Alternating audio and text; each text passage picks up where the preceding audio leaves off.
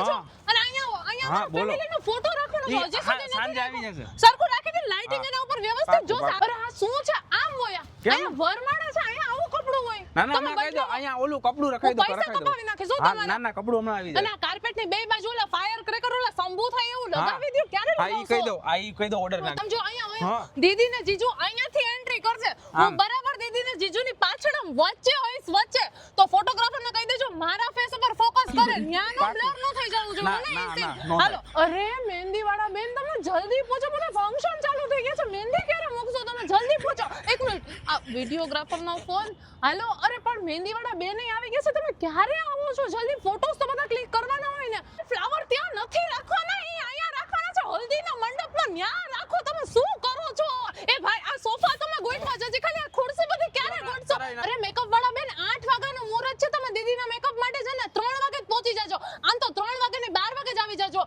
મારો મેકઅપ નહીં કરો હું દુલ્હનની બેન છું મારો તો મેકઅપ કરવો જ પડે ને તમારે અને આમે વેલી મને ફ્રી કરી દેજો વેલો મેકઅપ કરીને મારે પછી આ બધું જોવું પડે મેનેજમેન્ટ ને બધું વ્યવસ્થિત રીતે અરે હા કાકી તમારે મેકઅપ નું કહી દીધું છે કરી દેશે બાપા તમને નવરી નથી થાતી બહુ કરી દીદીના લગન તો એમ નથી કરવાનું